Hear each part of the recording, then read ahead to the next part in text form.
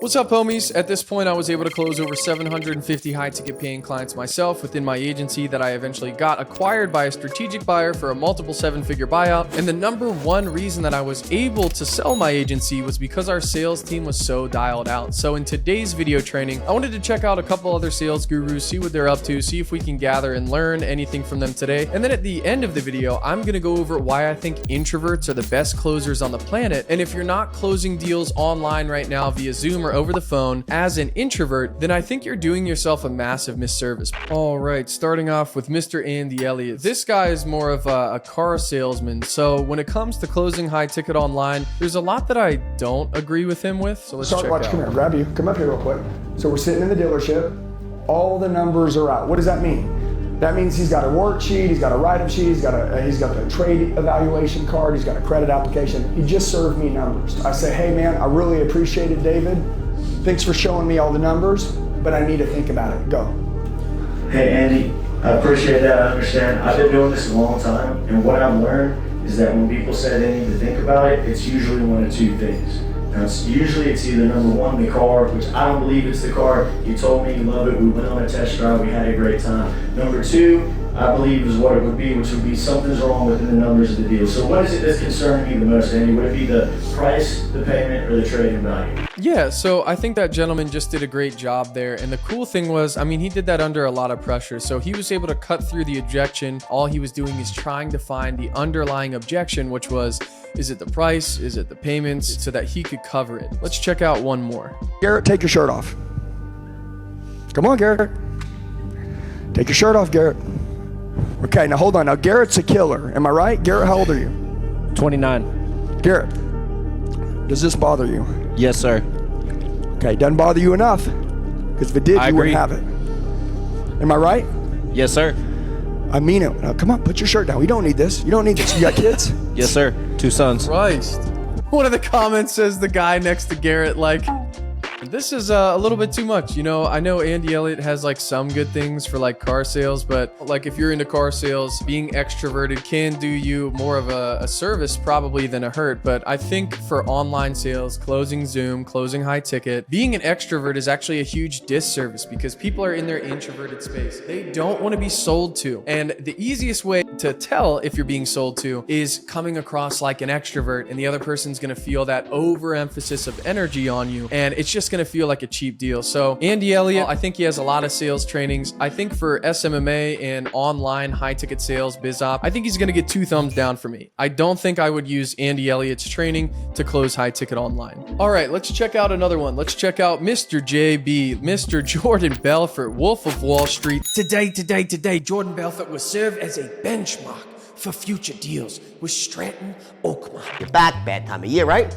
And for those, we engage in a process called deflection. In other words, the first objection, we never deal with it head on because all objections are smoke screens for uncertainty. He's right. It's just so funny that he's using a word like deflection. Like, can you imagine politicians on the sideline of somebody's speech being like, deflect, deflect. So I don't know that this is teaching the proper mindset behind overcoming objections, but let's at least give him the benefit of the doubt. About something. So rather than saying, I don't like your product, or I'm not sure about you, they'll say, oh, it sounds good. Let me think about it. Yeah, he's so right. Rather than doing that, we engage in a process called deflection, where we say, I hear what you're saying, but let me ask you a question.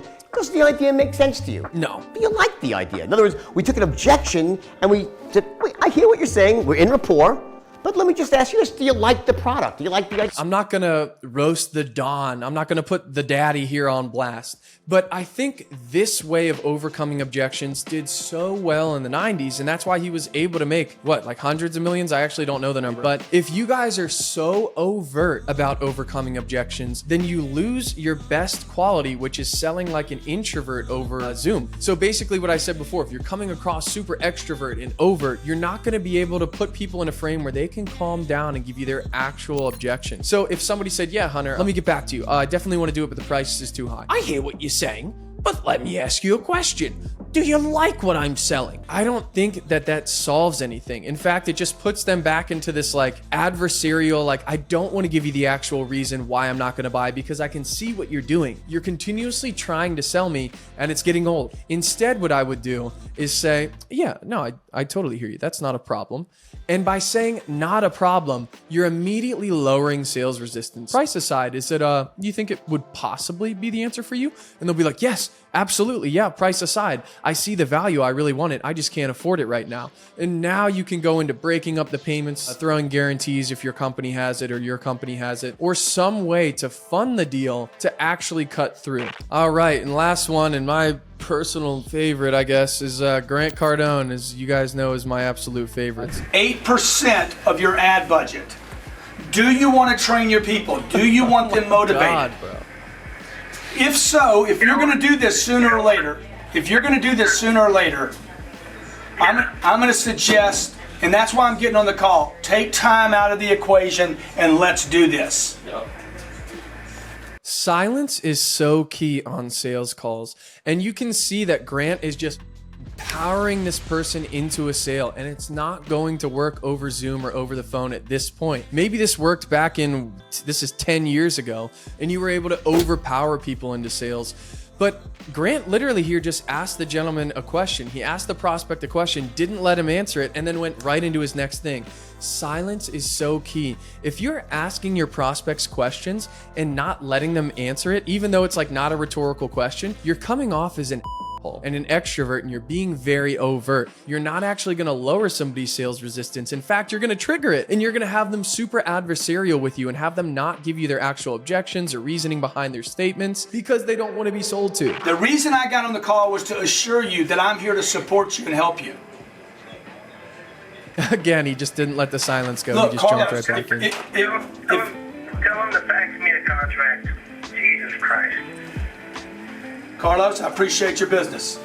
Yo, that's actually huge. Did you guys hear that? He said, send me the contract. Jesus Christ. That is not a good client. That's not a client that you want. In fact, Grant just powered somebody into being a bad client and probably leaving a bad review for his company. If you are overpowering people into coming into your network and buying your product, they're not going to have a good time. They're going to feel scammed, sold to. It's not a good start for them. So Grant, for closing online, you get 2 thumbs down from me, bro. Jordan Belfort, you get 1 thumb up, 1 thumb down. I think he's giving proper frameworks, but he's just saying it in his Jordan Belfort-y Long Island accent that probably just doesn't work today. All right, guys. So now that you see what I think about these cheesy sales gurus, here's what I would do to actually close high ticket online. Selling like an introvert is the #1 thing you can possibly be doing to gain trust with prospects, take moral high ground, and push for a sale without being pushy. So my tendency is very introverted. I'm normally lower keeled, lower even to calm temperature throughout most of the sales call, and I'm able to use that to my benefit to close way more deals. And you guys can see examples of me literally closing deals. So I put my money where my mouth is on other videos on my YouTube channel. If you guys want to go check them out, feel free. But the #1 thing that I get at the end of my sales calls is thank you, not Jesus Christ, just send the contract like Grant Cardone. So what can you guys be doing to close your deals like an introvert online? Well, it's mastering your cadence and inflection and tonality and being very soft and leading the client to the promised land so that they thank you for swiping their credit card. Here's a couple ways to do that. In your sales call, you should be using the phrase, this is something you should do whether you work with me or not. Now I've taken the pressure off of the sales call. I'm looked at as the authority seat, and the client can start to build trust because I just showed them my cards. I'm like, I don't care if you work with me. This is something that you should do whether you work with me or not. #2, you need to be finding the deeper reason why clients are buying. Grant didn't give a crap about why the client was buying. Jordan didn't. Andy, I don't think give about any human being. But if you guys are hopping on your sales calls, just know your prospect will always give you the surface level reason why. They'll never actually give you the deeper reason. So you guys with your life experience, start poking and pulling different strings to see if you can find the deeper reason why. Meaning, if they're here for marketing, they're not really here for marketing. They're here to scale their business, to prove their father wrong, or something that's way deeper than that, that you guys can actually go deeper with them in and showcase that you are different from any other salesperson that they've ever been on the call with. I'll give you an example. I was on a sales call with a chiropractor who was scaling his business and said that this marketing and branding had to be perfect. And I said, perfect, how do you mean? And he was like, well, I really need the branding to be perfect because we're somewhat of a name in this town. And I said, oh, okay, yeah, and being a name, is that most important to you? And he was like, yes, I want to hold this name. And I was like, yeah, absolutely, man. We'll absolutely focus on that. And rather than just moving on with the call, I said, can I, just for my curiosity, is that something that's been going on for a long time? Like trying to build up the name? And he just went off into how he was trying to prove his father wrong, who was also a chiropractor, why he needed his brand to be bigger than him. I focused on that till the end of the call, became his biggest moral supporter in proving his father wrong, and closed a $9,000 deal in less than 45 minutes. Last thing, number 3, you need to be pre-framing your call as an introvert so that you avoid objections in the first place. And here's the number one way that I, as an introvert, pre-frame my calls to avoid every single objection, like let me think about it, let me get back to you, email that over at the end of every single sales call. I'll get to the middle point of the call, determine that a prospect is qualified and a good fit, and then I will tell them this.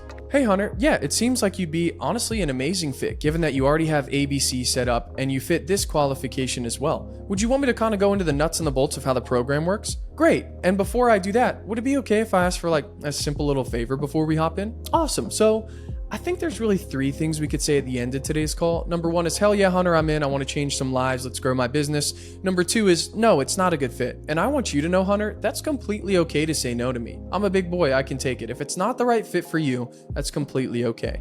What I want to avoid today is, maybe I'll think about it. I'll get back to you, because those are really just polite ways of saying no. So for the purposes of both of our valuable time today, could we just make a simple agreement before jumping in that we can end today's call with, hell yes, I'm in, or no, it's not a good fit, but no maybes or I'll think about it. Is that fair enough to ask? That exact pre-frame is the number one thing that allowed me to close over 750 high ticket paying clients as an introvert over Zoom calls, get my company acquired by a strategic buyer. And now at this point, I consult countless other sales teams to use this pre-frame and their introverted tendencies as well, because it's 2023, nobody wants to be sold online, introverts are crushing it, and rock and roll. Start actually leaning into your introverted tendencies and you will master tonality and cadence and inflection. Start using pre-frames to avoid objections ever coming up in the first place, and actually focus on your client's deeper why they're on the call in the first place, and you too will be closing above a 40% close rate, generating millions of dollars, and then you can buy me a fancy steak dinner and say thank you.